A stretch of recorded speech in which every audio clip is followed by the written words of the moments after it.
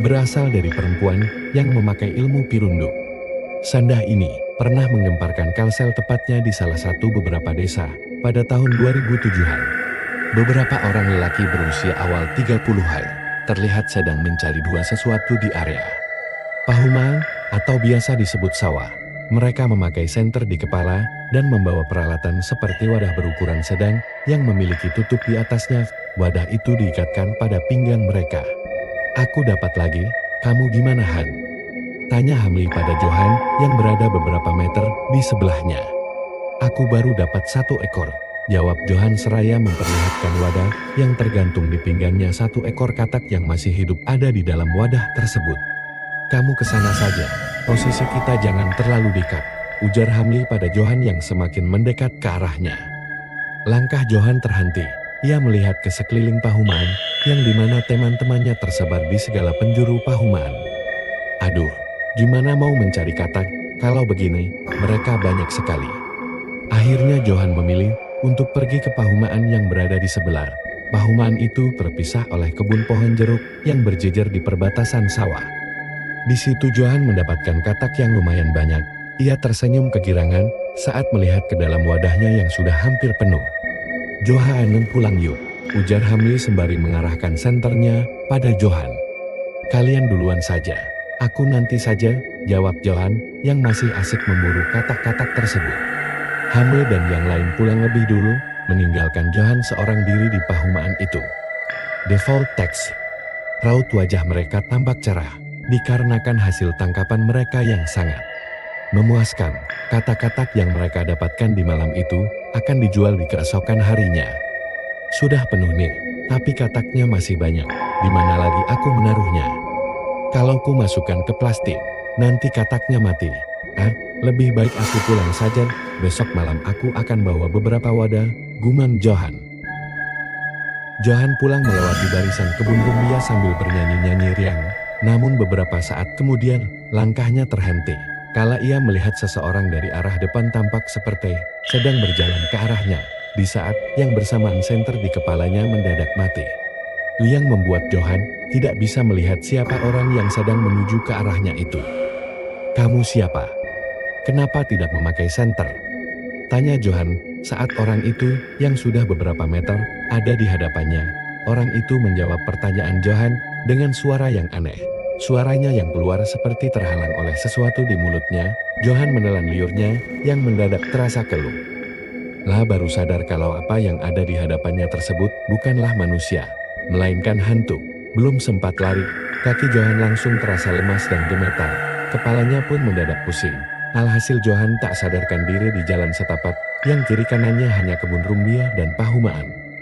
Keesokan harinya, Johan ditemukan oleh seorang warga yang akan berangkat ke Pahumaan. Saat ditemukan itu, Johan masih tak sadarkan diri dengan wajah pucat pasi dan suhu tubuh yang sangat panas.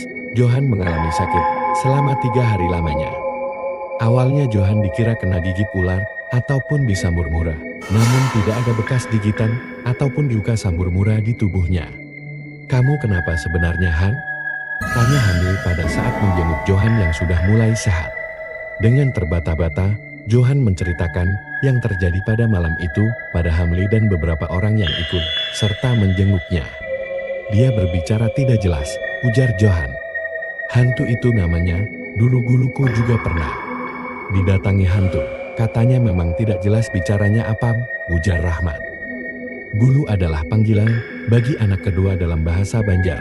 Anak pertama dipanggil Julat, anak kedua dipanggil Gulu, anak ketiga dipanggil Angat, anak keempat dipanggil Acir. Panggilan setiap daerah berbeda-beda juga. Ada yang manggil Uwa, Anjang, Usul dan lain-lain. Guluku kan dulu itu tukang gerobak. Dia punya banyak pelanggan yang minta diantar ke pasar, dan ternyata yang mendatanginya waktu itu adalah salah satu pelanggannya yang mati jadi hantu, ujar Rahmat melanjutkan ceritanya. Amit 2, aku gak mau bertemu dengan yang seperti itu. Ya jelas saja, siapa juga yang mau didatangi hantu seperti itu. Karena kita akan jatuh sakit setelahnya. Setelah ini aku sudah tidak mau lagi mencari katak. Takut terulang lagi nanti, ujar Johan. Aman saja Han, Asal tidak berpisah dua, pulangnya bersama dua. Nantilah kita lihat, soalnya sakit setelah melihat hantu begini. Rasanya benar dua. Tidak enak. Kata mereka, di seberang sana tadi malam ada yang melihat hantu, ada sambutan di mulutnya. Sambutan adalah pembalut yang dibuat dari kain, bekas baju, ataupun tapin, atau kain sarung yang bisa menyerap darah haid. Di mana itu kejadiannya? Tanya Hamli pada Rahmat. Itu di jembatan gantung, yang di samping jembatannya itu ada rumah kakek-kakek. Waduh, semalam aku lewat situ untuk mengantarkan pesanan pisang punya orang pula. Mungkin kamu masih belum larut malam lewatnya. Kalau orang itu katanya jam 11 sampai 12-an. Nah iya mungkin, karena aku semalam habis maghrib. Cerita mereka terhenti, kala azan zuhur terdengar menggema dari toa masjid.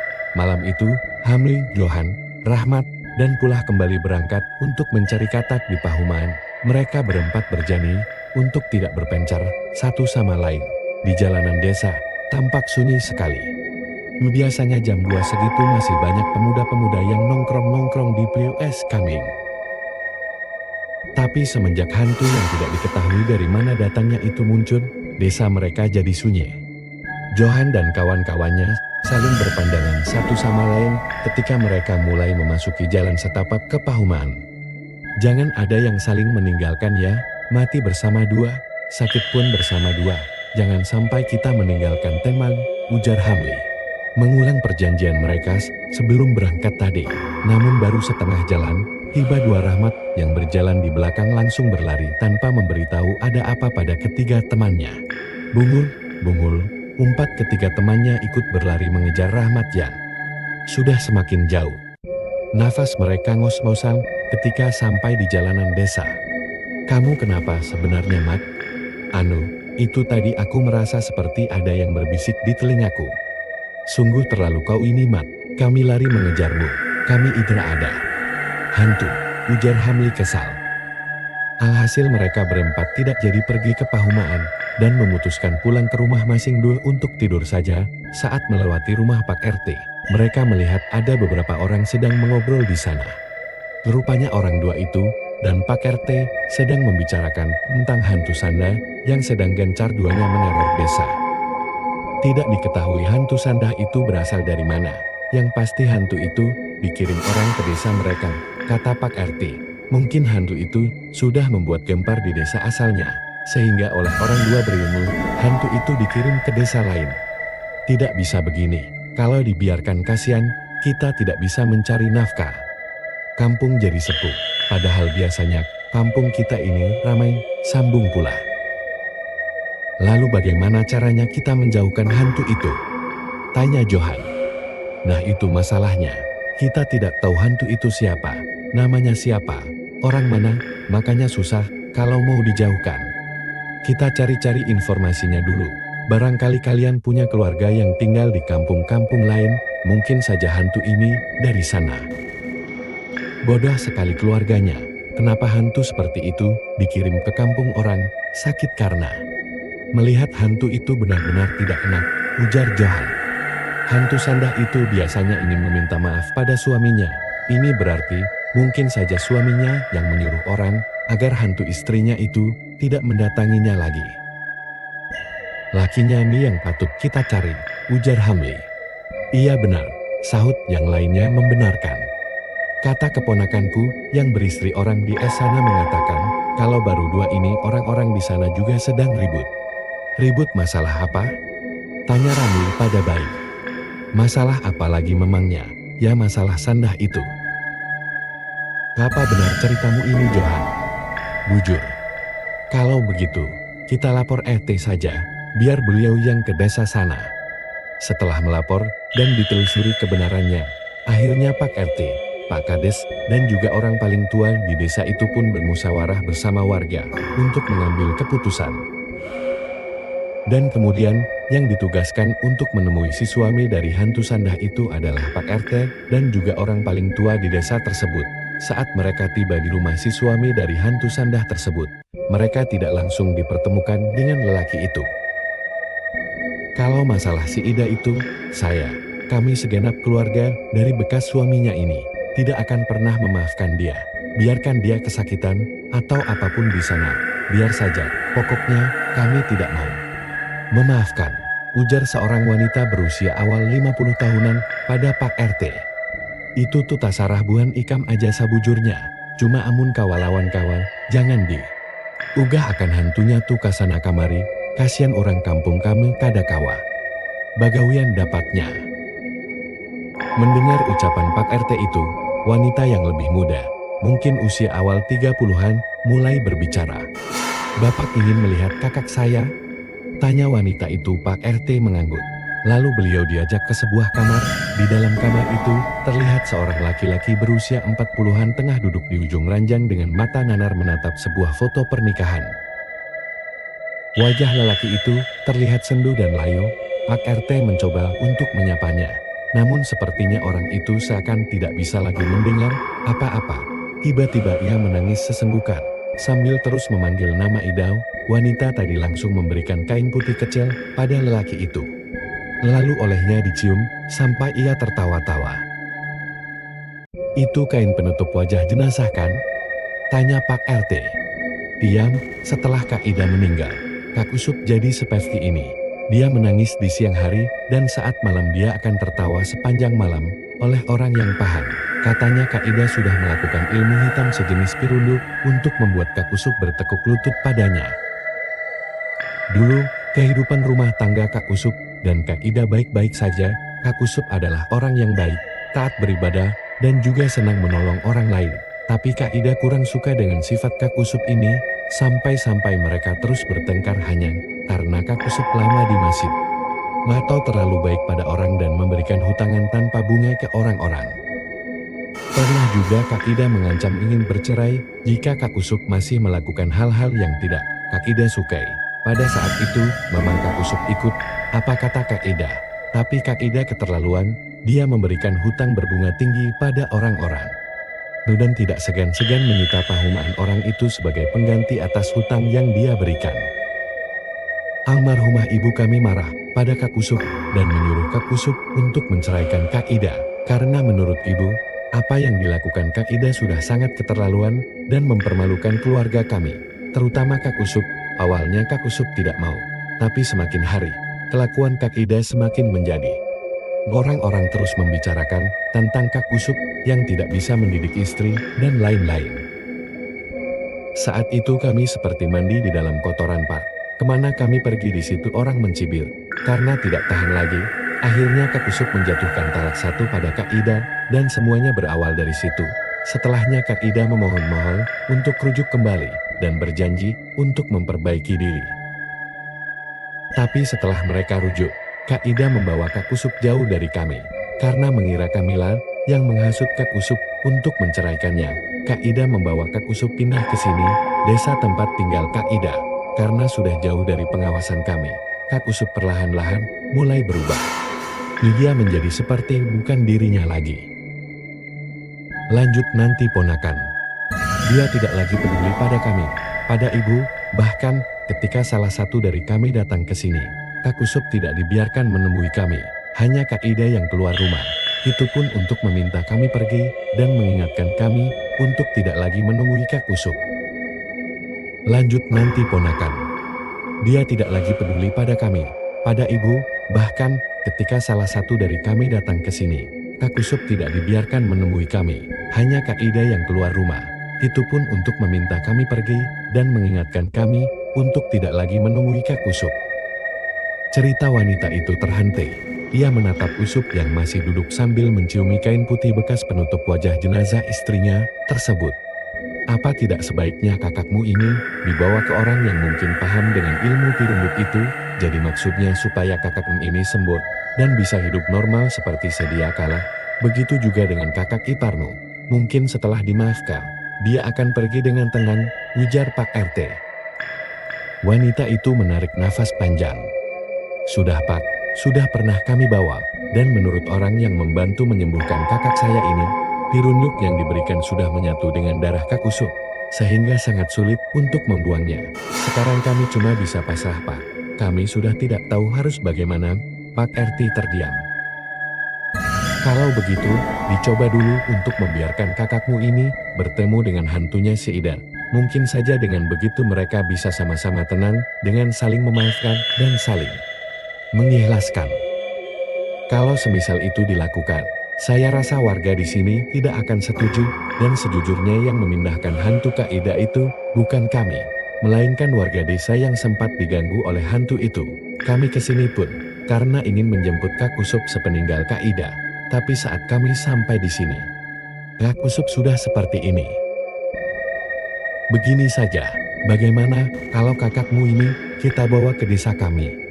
Tanya Pak RT, masih berusaha supaya Usut dan hantu istrinya dipertemukan. Mungkin Bapak bisa tanyakan pada kakak kami yang tadi. Pak RT menghela nafas panjang. Bagaimana tidak? Karena rasanya tidak mungkin usulnya itu dituruti. Mengingat gelagat wanita di awal mereka datang tadi yang sepertinya sangat membenci almarhumah Ida. Tapi mengingat tugas yang sudah dipercayakan padanya, membuat Pak RT mau tak mau tetap harus bicara pada si wanita itu. Akhirnya setelah sekian lama mengobrol dan membujuk, akhirnya wanita berusia awal 50-an itu pun bersedia menuruti usul dari Pak RT. Meski awalnya sulit untuk membawa Usut keluar dari rumah itu, namun berkat bantuan beberapa orang, mereka berhasil membawa Usut ke desa tempat tinggal Pak RT. Desa di mana teror hantu Sanda masih berlanjut. Usut dibiarkan di teras rumah Pak RT malam itu. Mereka sengaja agar hantu Sanda tersebut mendatangi Usut yang merupakan suaminya tersebut. Namun hingga larut malam, tidak ada tanda dua kemunculan hantu Sanda itu, di mana akhirnya mereka pun memasukkan Usut ke dalam rumah. Namun baru saja akan dibawa masuk, Usut menunjuk ke arah jejeran pohon pisang di seberang rumah Pak RT, sambil terus memanggil-manggil nama Ida. Usut mencoba melepaskan diri, dan setelah dilepaskan, ia langsung lari ke arah seberang rumah. Lah seperti sedang berbicara dengan seseorang, tapi Pak RT dan orang-orang yang ada di sana sama sekali tidak melihat siapapun di sana. Maafkan istrimu Sup, ikhlaskan semua yang sudah terjadi, ujar orang paling tua di desa itu, berbicara dari teras rumah Pak RT. Beberapa saat kemudian, Usup seperti menangis, hingga kemudian ia jatuh lemas tak sadarkan diri. Pak RT dan yang lainnya tentu langsung berlari untuk menolong Usup. Usup digotong kembali ke rumah Pak RT, lah dibaringkan di atas kasur, dan dibiarkan untuk beristirahat. Tidak lama, Usup bangun. Namun ia langsung muntah. Muntahan berwarna hitam yang berbau sangat busuk. Sampai-sampai membuat orang-orang di sana secara refleks menutup hidung. Ambilkan air putih, ujar Pak RT pada beberapa orang yang ada di sana. Usup terkulai lemas setelah memuntahkan semua isi perutnya. Air putih di dalam gelas itu Pak RT berikan pada orang yang paling tua di sana. Air itu dibacakan doa, lalu diminumkan pada Usup. Apakah semuanya sudah selesai? Tanya Pak RT. Semoga saja sudah. Tapi kalau dilihat dari muntahan si Usup ini, sepertinya yang kotor duanya keluar ya Pak. Pak RT mengangguk membenarkan. Keesokan harinya, Usup bangun dengan keadaan yang lumayan baik. Ia sudah mulai bisa diajak bicara, walaupun hanya mau berbicara dengan kakak dan adiknya saja. Dan setelah malam itu, hantu Sanda yang sebelumnya meneror desa, kini tidak pernah lagi menampakkan diri. Walaupun begitu, warga yang pernah melihat hantu itu secara langsung tetap memilih berada di rumah jika hari sudah malam. Mereka tidak ingin mengambil resiko lagi dan memutuskan hanya akan keluar jika keadaan benar dua sudah aman. 1 bulan telah berlalu, hingga kini, hantu Sanda benar dua sudah tidak ada lagi di desa mereka. Desa mereka sudah benar-benar aman dari teror hantu Sanda tersebut. Para pemburu katak mulai berburu lagi di malam hari seperti biasanya. Johan, jangan jauh-jauh, ujar Hamli mengingatkan Johan yang sedang asik menangkap katak di pahumaan sebelah. Terus ikuti Radio Tengah Malam, dan agar teman-teman setia nonton kisah ini. Bagaimana menurut kalian tentang kisah ini? Tulis komentar kalian di kolom komentar. Dan bila teman-teman yang baru bergabung jangan lupa like, comment, share, serta subscribe channel ini. Dan nantikan kisah-kisah horor berikutnya tetap di Radio Tengah Malam.